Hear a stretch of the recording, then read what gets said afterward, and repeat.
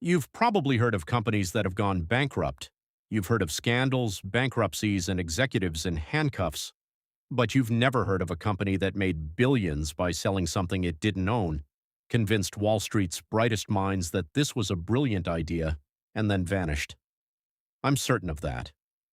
Taking the retirement savings of 20,000 people with it. December 2001, America's seventh largest company files for bankruptcy. $63 billion vanished. Not stolen from back alleys, not lost in war. For the people who were supposed to run the energy company, it turned into balance sheets, buzzwords, and beachfront properties. And what's the scariest part? Everyone saw it. This isn't just the story of Enron. It's the story of what can happen when an entire system, comprising investors, auditors, journalists, and regulators, decides that believing is better and more profitable than knowing. And if you think those days are behind us, let's rewind a bit. The year is 1985, Houston, Texas. The air reeks of crude oil and ambition. Enron was born from such an ordinary merger that the only ones celebrating it were hourly wage tax lawyers. It's a pipeline company. Gas goes in one end, comes out the other. Unremarkable, unappealing, ordinary and purely functional. The kind of company no one would put on a magazine cover, the kind of company that wouldn't cause anyone to lose their retirement savings. Well, not yet. And then Ken Lay took the stage. A PhD in economics, a deep tan, a smile that made you feel as though you already agreed with him before he'd even finished his sentence. If you're wondering what his big idea was, deregulation. Let the government step back. Let the market breathe. Stop telling energy companies how much to charge and watch what happens. What happened was this. Gas ceased to be merely a public utility and became a commodity, something bought, sold, hedged against, and speculated upon. Overnight, Enron ceased to be a pipeline company and began to become something far more exciting, an energy trader. Wall Street sat up straight, tightened its tie, and said, "Tell me more." It was starting to like this. But Lay knew he needed more than a good idea. He needed a showman. Enter Jeff Skilling, fast-talking, McKinsey-trained. The kind of guy who could make a spreadsheet sound like a manifesto. Skilling's pitch was simple and completely insane. Enron isn't an energy company. It's a tech company. We don't sell gas. We sell the future of gas. And in the late 90s, with Silicon Valley turning college dropouts into billionaires, that pitch landed like a thunderclap. Enron Online launches, a digital marketplace for energy contracts. Click a button, move millions. Suddenly, Enron isn't some Texas gas firm. It's Silicon Valley with a cowboy hat and a trading floor. Fortune magazine crowns it the most innovative company in America. 6 years in a row, 6 years in a row. Inside Enron HQ, the vibe is electric and ruthless. Skilling tells employees they are the smartest people in the room. Not a compliment, a warning. Perform or disappear. The stock climbs from $7 in 1997 to over $90 by 2000. 1,200% in 3 years. And if you asked what Enron actually did to deserve that number, you'd get a whiteboard, 40 minutes of jargon, and a firm handshake. The stock kept rising. Here's the thing about a lie that works. It doesn't just survive, it grows. By the late 90s, Enron had made promises to Wall Street that energy markets simply couldn't keep. Constant growth, no bad quarters, numbers that only went up.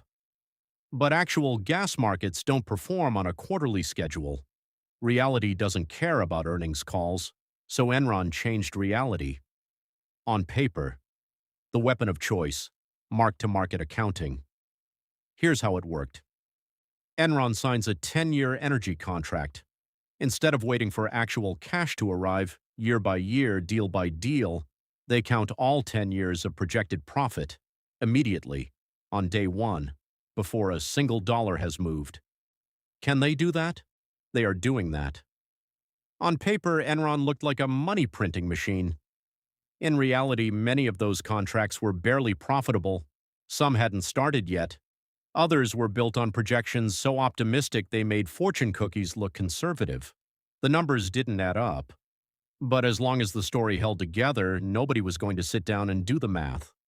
And when the numbers didn't add up, enter Andy Fastow, Chief Financial Officer, architect of what he preferred to call creative financial structures and what prosecutors would later call fraud.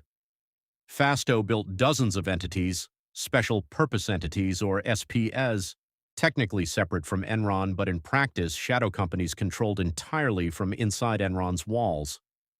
The mechanics were elegant in a criminal sort of way. Enron takes its worst assets, failing deals, contracts bleeding money, and sells them to these SPEs. On paper, Enron offloads risk, books a gain, balance sheet looks clean. In reality, Enron is funding both sides of the transaction. It was like selling your broken car to your own dog, handing the dog your credit card, and telling your shareholders, "Great news, we moved some units today." He named them LJM1, LJM2, Raptor. Because nothing says completely legitimate independent entity like a name that sounds like a password someone generated in 2003. Meanwhile, the executives at the top were cashing out millions in stock options, exercised at the peak, and regular Enron employees were told to pour their retirement savings, their entire financial futures, into Enron stock. The people designing the fiction were selling it, the people who believed in it, and while all of this was happening, Wall Street kept cheering. Every major analyst still had Enron rated as a buy. Many of them worked for firms doing business with Enron. Merrill Lynch made millions managing Enron's stock offerings while publicly praising its financials. Objectivity was listed as optional. Revenue was not. The auditors. Arthur Andersen, one of the 5 largest accounting firms in the world, was supposed to be the independent watchdog, the sober adult at the party. Instead, they were consulting for Enron, advising Enron, earning millions from Enron in fees beyond the audit itself. The referee was also coaching the team and cashing a separate check from the league, and Enron encouraged the confusion. If someone asked a hard question, the answer came in layers of jargon so dense it functioned as a wall. Ask what the company does, and you got 40 minutes of financial theory, 3 buzzwords, and the distinct impression that you were the one who didn't understand. Which was, of course, the point. The truth was buried under a complexity designed specifically to stay buried. August 2001. Enron Tower, Houston. Jeff Skilling, CEO, visionary, the smartest guy in every room, walks into his office, places a resignation letter on the desk, and leaves. No scandal announced, no press conference, no explanation beyond a vague desire to spend more time with his family. A CEO resigning suddenly, without warning, 6 months into the year, is not a lifestyle choice. It is a flare gun fired into a dark sky. But analysts shrugged. Journalists noted it briefly. The stock dipped, then steadied. Ken Lay steps back in as CEO, smiles warmly into cameras, tells employees everything is fine. Inside the building, Sharon Watkins, a vice president who had been quietly reading the numbers, is not reassured. She sends Ken Lay a memo, direct, devastating. "I am incredibly nervous that we will implode in a wave of accounting scandals." Lay commissions an internal investigation, conducted by a law firm that also does business with Enron. Conclusion: messaging problem, not a fraud problem. The memo is filed. The shredders for now stay quiet. October 2001. Enron publicly admits it made accounting errors.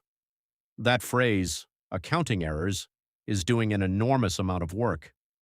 What it means, translated from corporate into plain language, is this: $586 million in reported earnings were not real, not a rounding error, not an honest mistake made in good faith. $586 million that investors, pension funds, and employees had believed in, gone, reclassified, restated, erased. The stock, which stood at nearly $90 in August, begins to fall, then accelerate, then collapse. By the end of November, just 4 months later, Enron's share price is under $1, $90 to $1, in 4 months. The company has lost 99% of its value, not in a crash, not in a recession, in a confession. December 2nd, 2001, Enron files for bankruptcy. At the time, it is the largest corporate bankruptcy in American history, $63 billion in assets, gone. And in offices across Houston, people who had spent 20 years building careers inside this company open their retirement account statements and find nothing. Or close enough to nothing that the difference doesn't matter. I saved for 20 years, put every bonus into the company plan. I believed in them. Meanwhile, Ken Lay had sold $70 million in personal Enron stock before stepping down. Fastow had pocketed $30 million running the structures he'd built. Skilling had exercised his options at the peak. The workers got pink slips. The architects got beach houses. Now, the question the whole story had been building toward. Wasn't someone supposed to be checking the numbers? Arthur Andersen, one of the 5 largest accounting firms in the world, supposed to be the independent watchdog, the referee, the one sober person at the party. Instead, they were consulting for Enron, advising Enron, earning millions from Enron in fees beyond the audit itself.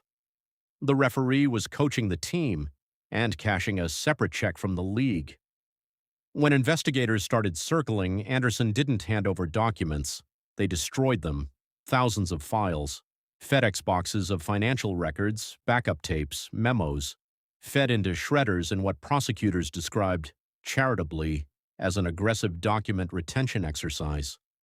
Arthur Andersen was convicted of obstruction of justice, their license to audit public companies revoked.